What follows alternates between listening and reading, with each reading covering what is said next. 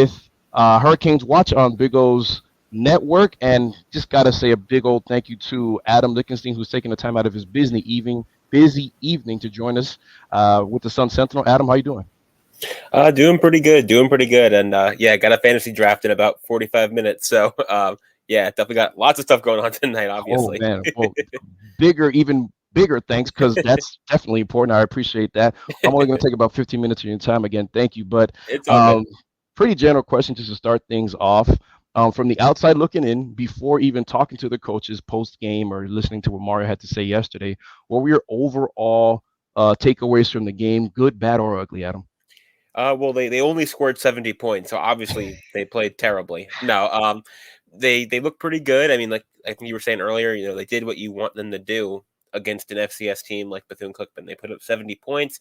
The defense not perfect, but Mhm. overall pretty solid.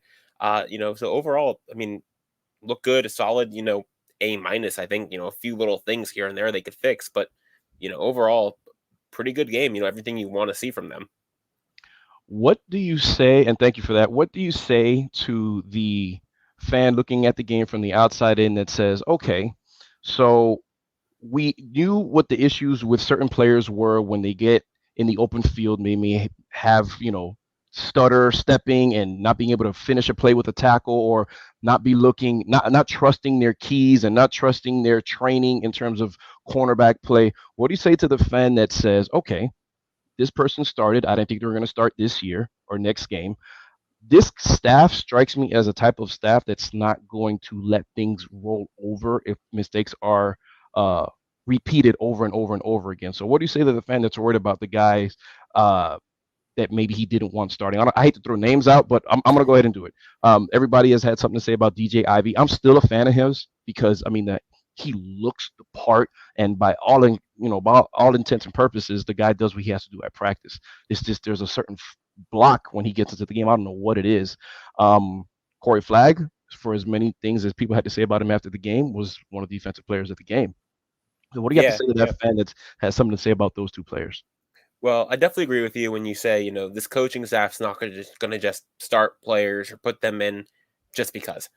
If they're not getting the job done, I don't think they'll see their snaps reduced. They're not gonna start. Right. DJ Ivy, yeah, he had a few missteps last week. I think they're pretty high on him. Mario Cristobal's kind of raved about him a bit Yep. during camp.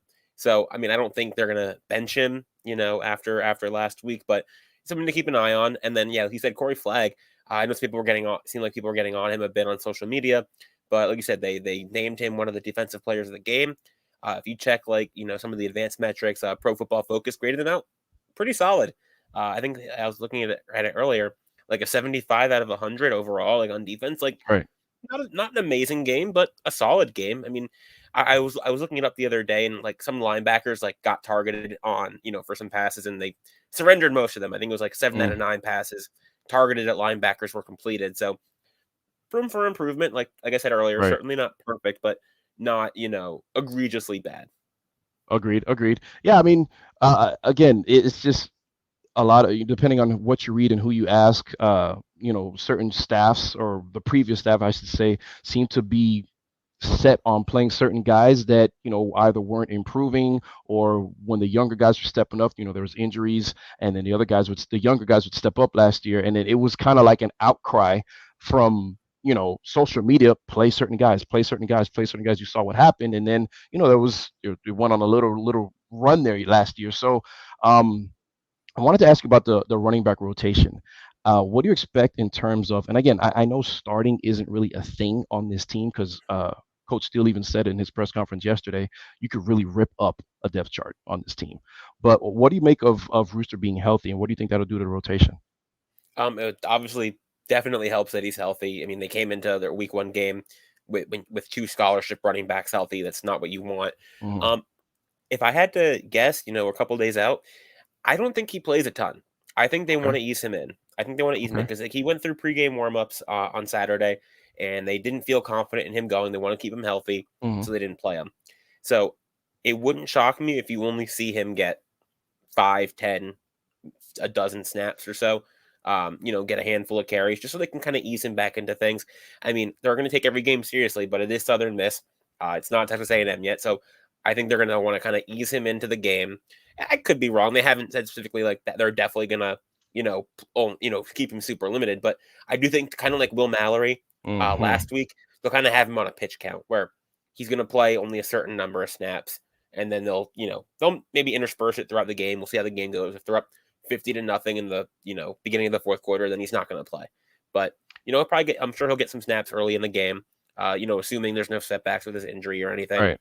And they'll mix him in, but I think you'll see, Henry Parrish and Thad Franklin get a lot of the snaps again. I mean, the goal is to be up big time by halftime so that they don't even have to play more than what they're supposed to. But in terms of, because coaches have to say things like this because you want to focus and be 1-0 every week and focus on the task at hand. Monday, we handle what we need to handle at practice on Monday through Thursday, Fridays, whatever day, and then game day. But do you kind of get the sense that the coaches, maybe not so much the players, but the coaches, they're not talking about TAM or ATM, I should say, but that they're kind of gearing for them or, in the way that they're kind of working guys back or maybe kind of prepping for certain things or leaving things out defensively and or offensively? Do you get that vibe, or are they stead on what the task is at hand? Oh, it's funny. My wife kind of asked me, I was talking to her on the way down to Miami this morning, and I was like, yeah, she's like, why don't you ask them about A&M? And I'm like, they're not going to talk about A&M. They're so focused on just like taking it a week at a time. And I'm like, and that's what you have to do because you don't want to end up on SportsCenter leading off the show. Southern Miss upsets Miami because they're focused on the next week. Yep. Everyone, they're college guys. They might, start thinking about it, but I think the coaching staff's going to work really hard to kind of keep them focused. Like I said, keep it, like you said, one game at a time, focus on Southern Miss because you don't want to get upset, No. Imagine what happens then if, they lose 28-27 at home to Southern Miss and all of a sudden everyone's in a panic. So I think they're pretty focused. Try not to let their minds wander too much. Let's and by the way, we're joined by Adam Lichtenstein of the Sun Sentinel. You're listening to Miami Hurricanes Watch on the Big O Network. I'm your host, Mike McCoy. Thanks, Adam, for coming on. Going to have Adam just for a few more minutes. He has a fantasy draft to tend to, guys, and I'm wasting his time right now. So he has a lot more important things to get to. He's got to get that money. But Adam, in terms of focus, all right, because we've seen teams in the past, and I know it's only one game. I get it, okay, but I'm an alum. I'm a fan. I can do this. I can look at it. I'm not playing. Miami takes game 2, right? They go into game 3. When, say, I don't want to overlook that one, but let's say they, 2-0, go into Texas A&M. They have this top 15 ranking. Okay, cool. 15th in the country. Cool. The focus that's on the team. Can you kind of describe how that is if you had a chance to be around it, talking to the players or hearing them talk, or the coaches, what they've had to say about it? The focus going into, because we've seen teams in the past, Miami, the media's kind of riding them. Some experts in the media pick Miami to finish in the top 4 going into the college football playoff. Can you kind of talk about what the difference do you think, or do you see that coaches are doing? Because we've seen teams in the past, they get their heads up and then they have a letdown loss. So what do you see in terms of focus getting ready for the next game? Well, I think if anyone can keep a team focused, I think it's probably Mario Cristobal. That's just a vibe I get. Like, since he's kind of gotten there, and since I've gotten there, because I only started on the beat in January, it just seems like everyone's so laser focused on the culture he's preaching. The players are like they what's the word? They recite the same things. They repeat the same things that he preaches. They say the same phrase. How you do anything is how you do everything. We've heard that so many times. So I think if anyone's going to keep them focused and like kind of keep them from getting too big of a head or anything, it'll be Mario Cristobal. I mean, you saw, I'm sure, after Cam Kitchen's pick the other day. I was going to ask you about that. He picks out the pass, which is great, and he made an amazing play. I mean, that's like look like a center fielder out there, making a dive and catch. And what does Mario Cristobal do? He lets the whole defense hear it because he spiked the football and got a penalty, and that lost him 15 yards. And you do it against Bethune-Cookman, it's not that big of a deal. Do it against A&M at Kyle Field, it could be a big problem. So I think like I said, if anyone can kind of keep them on task, on focused, it'll be him.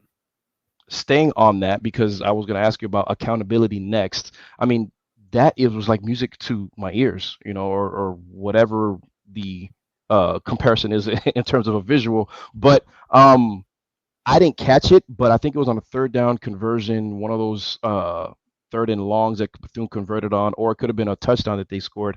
I heard that, again, I didn't see it, that Steele Kevin Steele lean into, the defense. So if that happened or when it happened, I didn't see it. Mario, what you just talked about, accountability, like that's something that we didn't see in the last regime or for a long time. And it's like, okay, you're a head coach. You are allowed to get into your players' faces. You don't got to be disrespectful with it, but you're allowed to get into that. So I'm glad you brought that up. But I wanted to ask you about that throw that TVD made that was just an NFL throw to Xavier Restrepo. Like, tell me how you kind of saw that, because it was, I mean, it was great protection, and all of that. But what Tyler Van Dyke brings to that team is this: he hasn't taken a leadership role yet in terms of being vocal. He's not that vocal leader. I heard he's trying to do that, but in terms of leading by example, is it his team? Or is this a thing that the offense is behind him and the defense is behind their guy, or is this his team? That's an interesting question. We haven't really talked to many, like a lot of the defensive guys about that. I think the offense is definitely like his offense. He's that leader on that offense. For the whole team, I can't say for sure. I don't want to say like he definitely is or he isn't, because I don't really know. But he had some great throws the other day. Didn't get the chance to air it out very often. And Mm-mm. when he did, he looked pretty good. Only had 3 incompletions and 2 of those were throwaways. So Yep. can't really say much bad about his day. And yeah, made some great throws. I was joking with another reporter during practice today. He made a really nice throw in practice, and I was like, that's why they call him Tyler Van Dimes. Like he can make those NFL type throws. He can make those big time throws. Like he's definitely capable of it. And Miami has Miami has a capable backup in Jake Garcia, who went 8 of 8. I like the fact that he was able to keep the pressure on him, if there is any. I mean, Tyler probably doesn't sense any pressure, but I remember when that whole Jake Garcia hype train was building up on Twitter, and Jake Garcia to the U and all of that stuff. My first impression, or my first thought, was Tyler's not going to have that. Tyler's not going to have it, because at that point he was, 1 year at Miami. I think it was like he was redshirted, if I'm not mistaken, or whatever the case was. But he came in with not so much fanfare, but depending on who you talk to in the program, he was that guy. Like the players knew, like, this is going to be our future quarterback. This is the guy. This is it. This is it. This is it. And so I'm just wondering, like, if there's any type of like, what's their relationship? As far as I know, I mean, they have a good relationship. When we asked Tyler about Jake, we'll ask Jake about Tyler, and they had nothing but positive things to say about each other. And I do think, like you said, it's kind of good to have that little bit of pressure. Like, hey, I can't, slack Mm-hmm. off. I can't, I can't play horribly. I don't think Tyler Van Dyke's gonna get benched if he has a bad game. But I mean, it's good to have that, to know that like there's somebody behind you who can play and is capable. And he looked really good on Saturday. He had one pass, just like a bullet. I don't remember who he threw it to. May have been Brashard Smith, but I could be wrong. Which is like a bullet, and I'm like, that's an impressive throw. I was in the press box. I'm like, oh, okay. Let me take notice of that. We'll be seeing that probably next year a Right. lot more. But I definitely think they have a good relationship. And it's good to have, I've covered teams in the past. I covered Florida for a year when I was in college, where there was nobody behind the starter. Mm. And it actually ended up being really problematic for them because their first 2 quarterbacks got hurt. But that's another story. It's definitely good to have depth at quarterback, is what I'm saying. And it's definitely good to have that Okay. pressure a little bit. Yeah, man, he had that throw to X that was ended up being like a 51-yarder, and that touchdown pass to Redding was just, I can't believe he got it in to that tight window. Yeah. But that's pretty much it, man. I wanted to ask you definitely a couple more questions, but we're running out of time. I could definitely have a Hurricanes beat writer on the line with me for a long time. But you have a fantasy draft to tend to, so I get it. But Adam, man, I appreciate your time. I hope it's not the last time you join us on the show.